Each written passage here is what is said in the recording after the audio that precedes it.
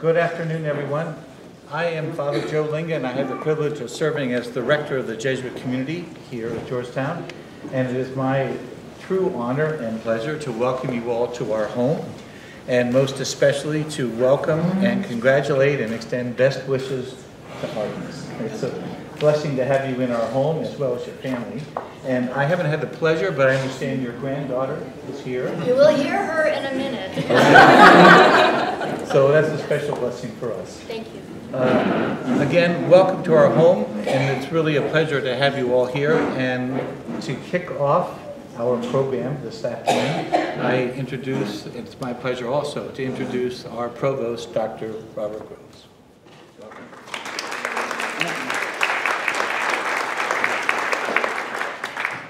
I was just sharing that this may be the largest retirement party I've been to since my time at Georgetown, and I urge you, just look around this room, and I suspect there are people who don't know one another because I now know they've come from both near but very, very far away. I believe Mexico may be the furthest away for this event. So you cannot purchase such love if you wanted to, and it's wonderful that we're all together. What a lovely sound. So as you know, this wonderful woman, Artemis Kirk,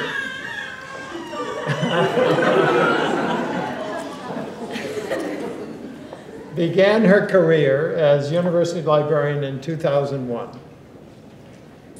As university librarian, as all of us know, she had a vast empire to rule, including the beloved Lowinger Memorial Library, Blummer Science Library, the School of Continuing Studies Library, and the Woodstock Theological Library, but also assisting in the oversight of the Doha campus library. And she did all of that work with grace and great energy throughout her 16 years here. You also know that she led a fundraising initiative in the last campaign, which resulted in a wonderful new Booth Family Center for Special Collections that is gorgeous space and treasured by both students and faculty with state-of-the-art features to it. All said and done, Artemis, with her efforts and her colleagues, raised close to $24 million in that campaign. This is unprecedented, and this is truly part of her legacy for us. So every time I walk by Special Collections, I will remember her contribution to that. Her vision for the future of the library is clearly the seeds and the ingredients of the evolution of the future of the library. All of the evolutionary pieces of the library for the 21st century for Georgetown are sitting there waiting to be grown and nurtured. And so her legacy will extend over decades. She helped launch Digital Georgetown, the university's institutional repository and open access content provider for scholarship. And that was created here during her time. She worked to strengthen the library's partnership with other departments and organizations both on and off campus. She is, I now know, in a way that I never knew before, a national figure in research library sector. She's been an active member of the Faculty Library Advisory Committee, and I've seen her in action at the Georgetown University Library Board, which is like a love fest every time I go there. a group of people who are deeply committed to Georgetown and the library, but also are there a lot to support her. She has expanded and built relationships around the world, literally, including the development of, in quotes, Lowinger Library in London program that's connected with activities here, really a brilliant move. Her work with the Pontifical Institute Libraries in Rome. I don't know how many people know about that, but it's really cool what's happening there. Her contributions to the development of the proposed Jesuit Liberal Arts College for Hong Kong and others. Under her leadership, Georgetown has become a member of numerous national and international higher ed and information associations.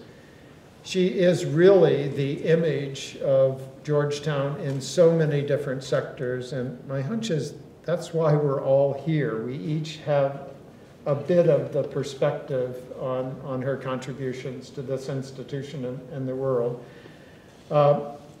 One of the worst days I had at Georgetown was Artemis coming in for one of our routine meetings and then saying, "I have one more thing to tell you." That was not a great day for us. I've grown to accept this, and hearing the squeals of that little baby, I get the attraction of doing something else with one's life at this point, and we respect that. But you need to know that we will always be in your debt. You have left this place stronger than it was when you came here. We have a better library than we did before, and we will be forever thankful to you. The Provost's office has a little bitty token of appreciation that I'd like to give to you. It is little. And there's actually something in here, in contrast to most of the things given out by the Provost's office. Thank you. I have one more duty, and that is to introduce our president, John J. DeGioia, the 48th president of Georgetown University, to make some remarks. Okay.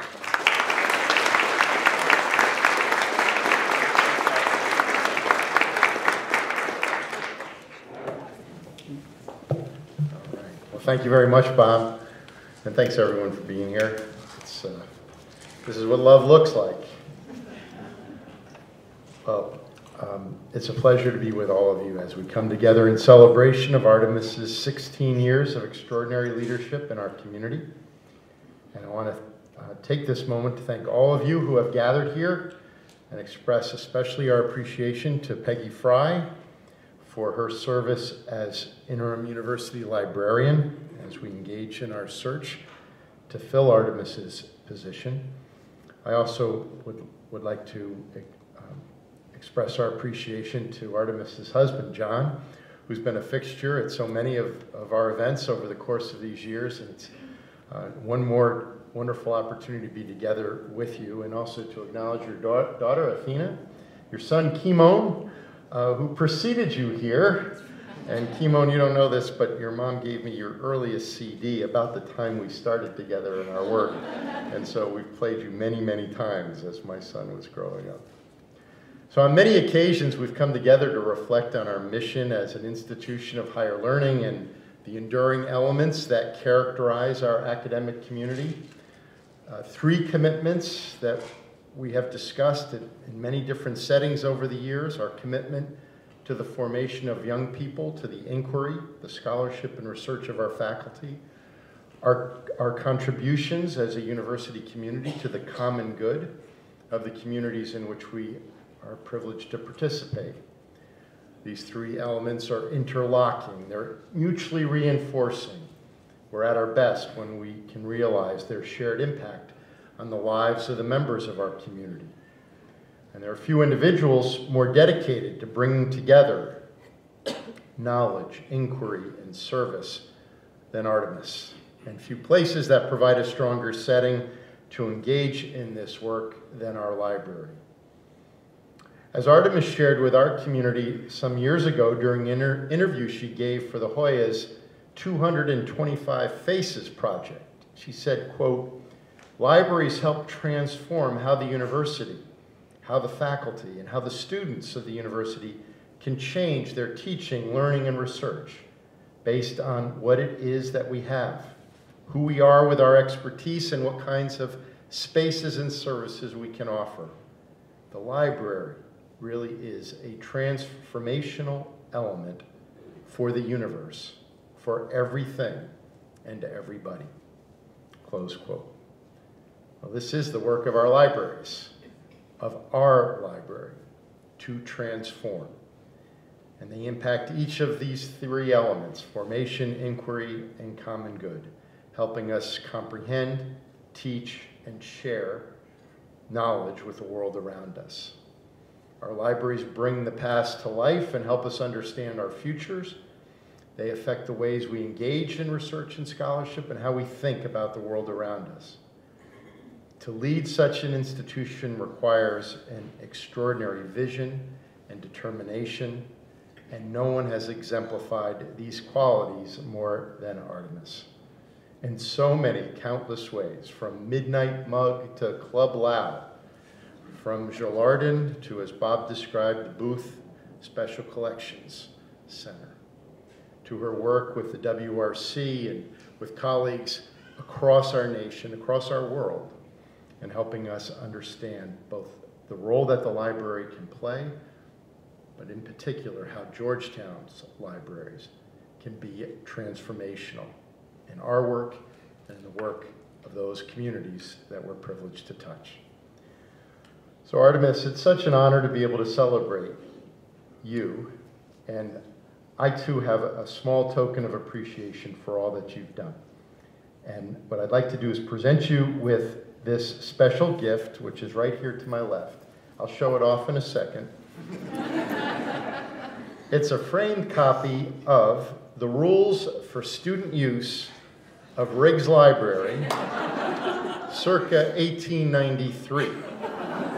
So as you'll see when you read it, the rules have changed a bit over the years. In 1893, we only allowed teachers to check out books, and Wednesdays and Saturdays were the only days each week that philosophers were permitted to enter. That was one of Wayne Davis's first changes. But Artemis, in so many ways, you have preserved our history, including documents just like this one. You've made research and scholarship more accessible than ever before. You've contributed to so much of what we have been able to do as a university community over the course of these past 16 years, and we could not be more grateful. So ladies and gentlemen, please join me in expressing our appreciation to Artemis Kirk.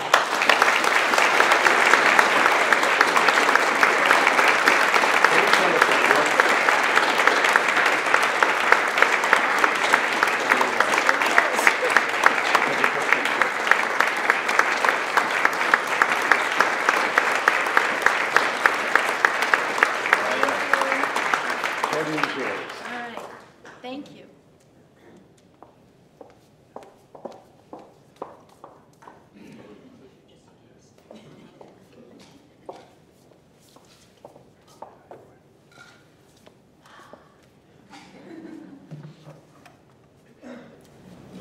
Bob and Jack, thank you. Thank you for those wonderful words. Thank you, Emily Minton, Peggy Fry, Johanna Lunt, all of my colleagues in the library who have made today's event possible, and thank all of you for coming. I believe I've introduced as many people as possible to my family who are here, my sister Barry Richards, my sister-in-law Mary Kirk, my son Kimun Kirk, class of 2000 at Georgetown, my daughter Athena Kirk, her husband Andrew Moisey, their daughter, my granddaughter, Elizabeth Maria Moisey, known as Elsa, and my wonderful husband, John Kirk. They're all here. I hope they'll get a chance to say hello to you. I would welcome and introduce every single one of you if I could. That would take us into, I think, tomorrow. So instead, let me just express my gratitude for so many people who have come from so many places. I am very touched, overwhelmed, and I have a tissue just in case I don't get through this properly. I consider this celebration to be my commencement from Georgetown. But I came to Georgetown before I came to Georgetown, and after my son, Kimon, graduated. Kimon had shared his English course reading lists with me, so I read my way through the lists and got a piece of a Georgetown education vicariously. The intellectualism of the faculty and the excellent education they were providing to students were obvious. So when I was offered the position of university librarian, I was delighted to accept, even though I missed out on the tuition reimbursement. Kimon, it's taken me 4 times as long as it did you to graduate from Georgetown, but those 16 years for me have been very, very well spent. I could not have asked for a finer library staff, nor group of faculty, staff, students, alumni, advisory groups, library associates, and board members to work with.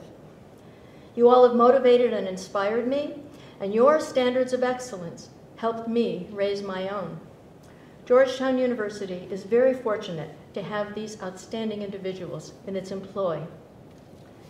It will not surprise you to hear me say that for me, the library is the center, if not of the universe, at least of the university. Now more than ever, the library helps its users with discernment and fills the gap between facts and information, between learning and wisdom, between contemplation and collaboration, between truth and opinion. If you follow the Provost's blog's posts and the President's memos, you know of the numerous initiatives and forward-looking ideas proposed for Georgetown. The library is uniquely positioned not merely to support, but especially to advance these initiatives. I owe my library colleagues a huge debt of gratitude for advancing our myriad ideas and for raising the bar of expectations for the communities we serve. I personally have received many compliments for the library, but the praises all belong to you. I hope that the next university librarian will appreciate you as much as I have. I hope also that she or he will craft inventive library opportunities so that Georgetown may live forever.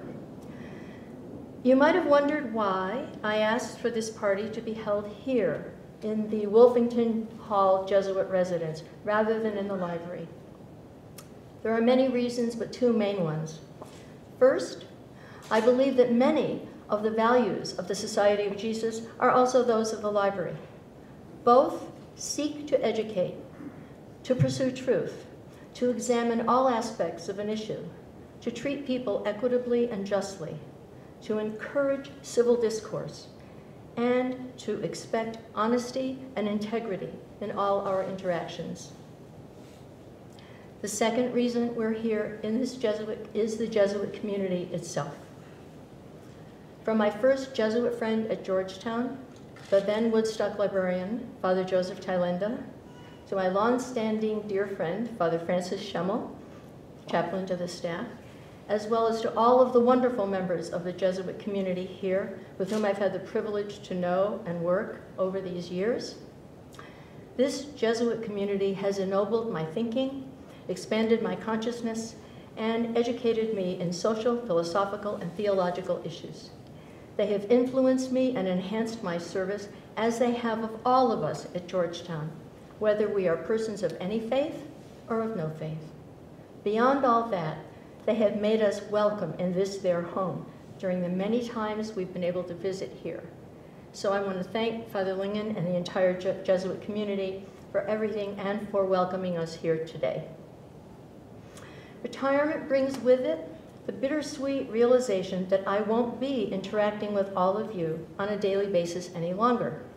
But I will hope very much to stay engaged with this wonderful library and university. So I'm not saying farewell, but rather till we meet again. And I hope fervently that our friends, associates, colleagues, and community will stay engaged with and continue to support the Georgetown University Library.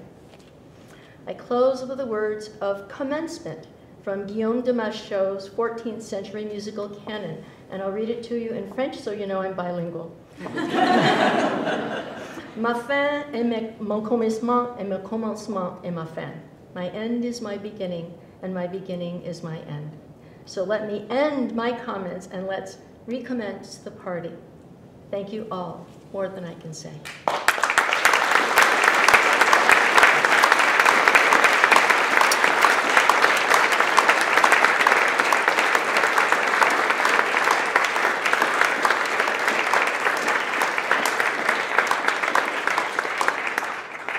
Artemis, we do have a few more things for you. Just a couple more things. We're delighted to have your family here to celebrate with us today. And while our loss is the Kirk family's gain, we don't begrudge them the time they'll have with you, given all the time you've devoted to your library family over the years. But we would like to invoke a point of family privilege, and that is bestowing homemade gifts, since Elsa's creative years are still a few years ahead of her. So in the meantime, we'd like you to have these photographs of the Lowinger Library building in 1970 and 2017. We didn't have a before and after picture yet, but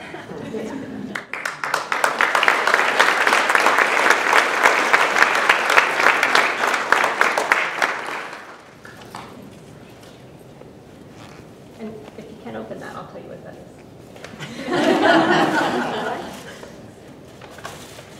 Paper. This is a slim volume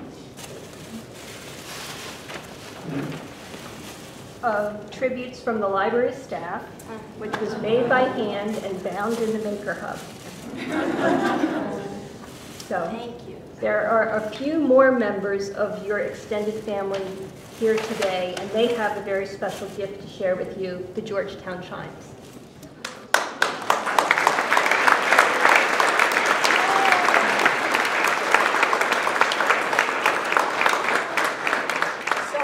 Tell you about the Georgetown Chimes. The one aspiration I've had since I've been at Georgetown was not realized. I really wanted to be the first female backup vocalist for this.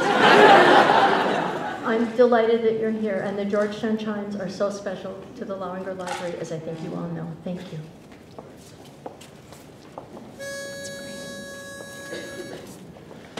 Our song was a song of tomorrow.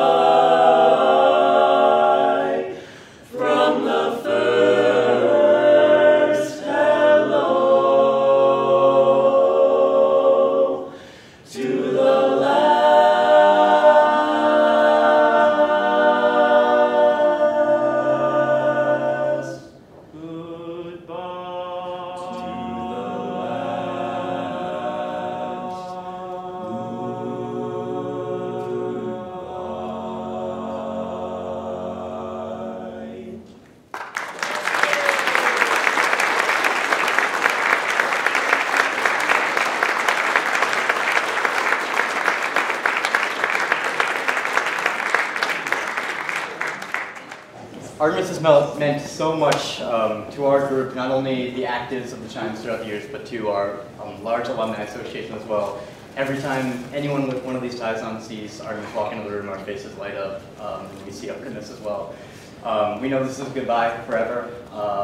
but we wish you a happy retirement, and we thank you so much for all you've done for not only the Chimes over the years, but for Georgetown as well. It meant the world to us, so thank you. Thank you. Thank you. We got one more song. Right song? Oh.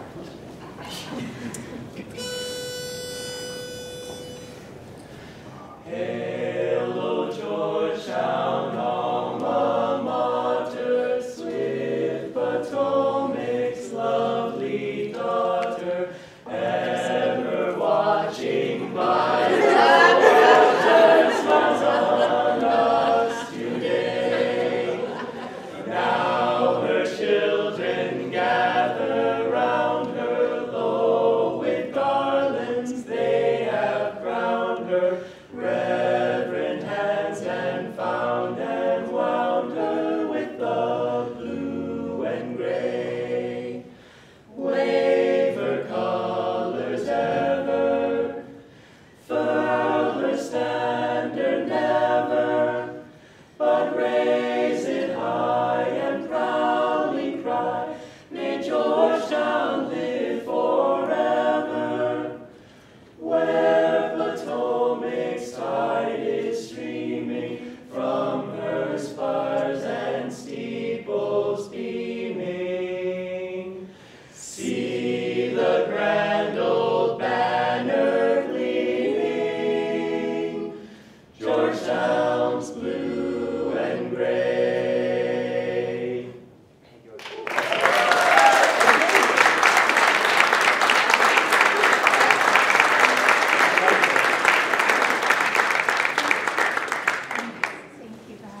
We have one more note, and then just we can get back to questions after you.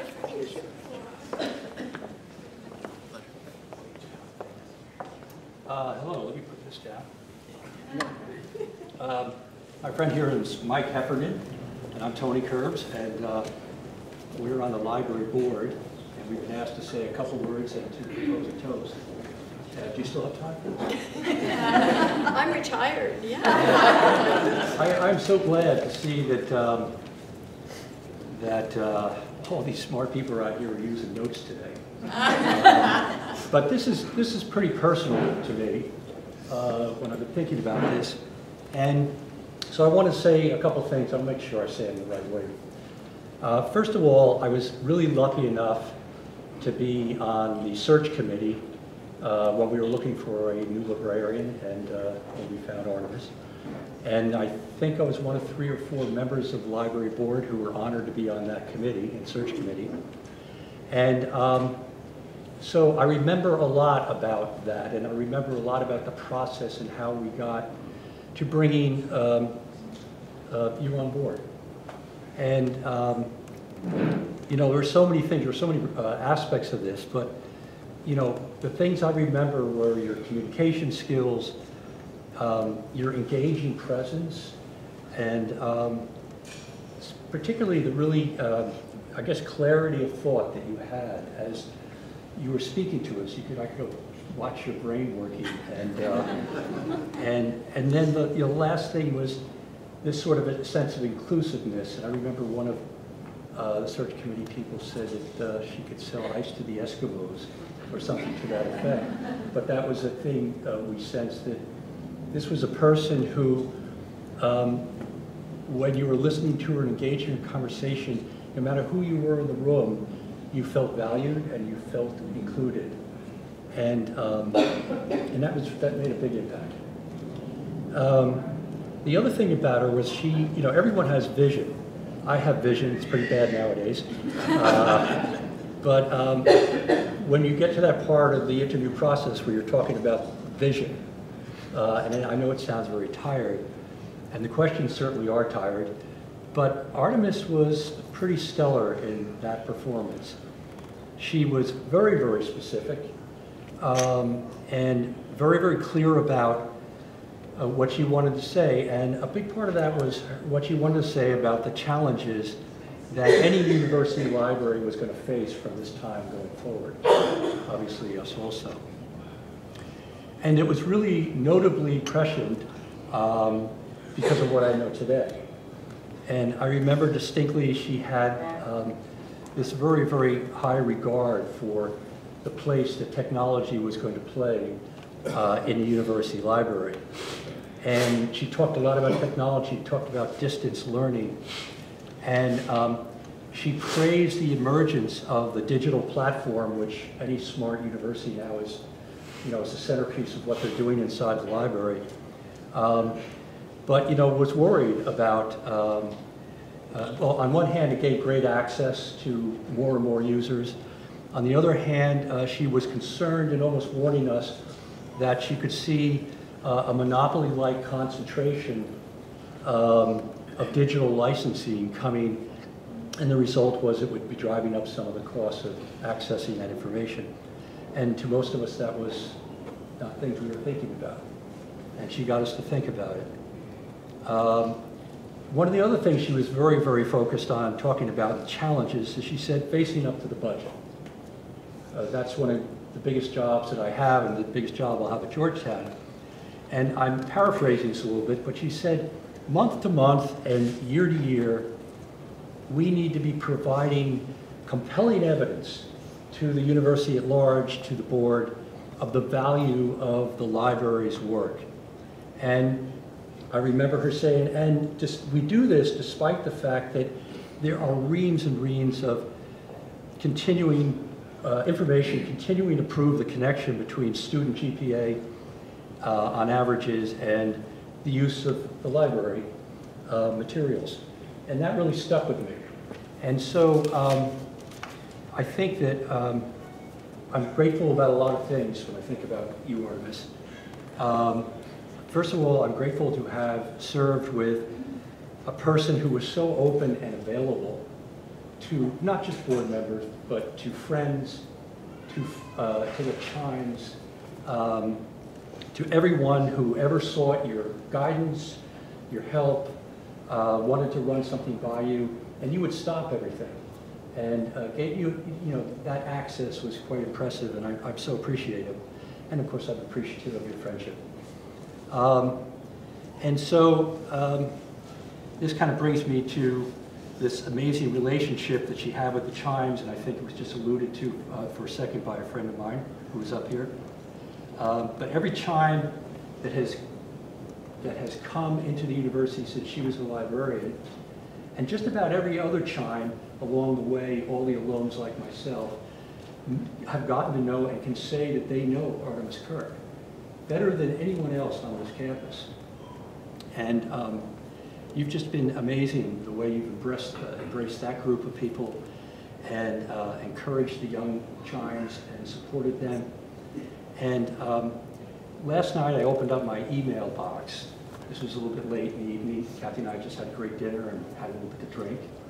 And I opened it up, and there were more than 30 emails waiting for me from Chimes who wanted to say how sorry they weren't going to be able to be here. And these Chimes, these 30-plus people, ranged in class from 1957 all the way up to last year. So there's a lot of people out there who know what's happening today and appreciate you. So if you know anything, Artemis, please know that you made a difference in a big way on this campus amongst the alums. And everything that you touched really turned to gold in some way or form or fashion. And I'm very grateful for that. We're all very grateful for that. Thank you.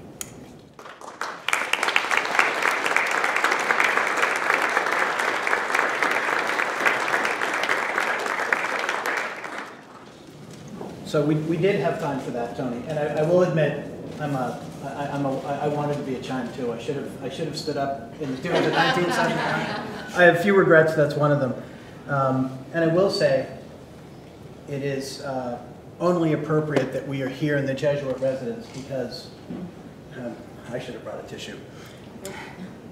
You represent Kirk personalis, care of the whole person. And for those of you who have been touched by, everyone in this room has been touched by Artemis.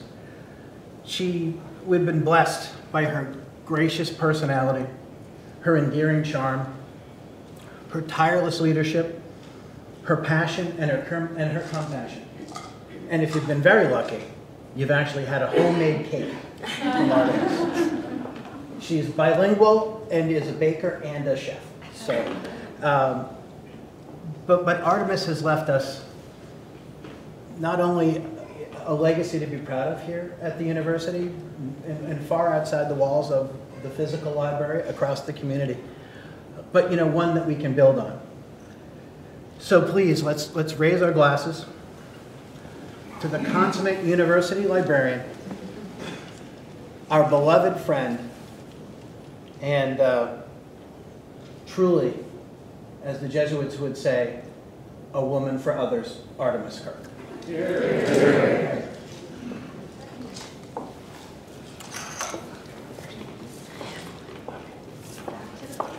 I can only say, again, thank you all. Thank you, Tony and Mike, and thank you, Jack and Bob, yet again. Thank you, Joe. Thanks to all of you. I am very, very touched, and I will look forward to continuing the party with you all.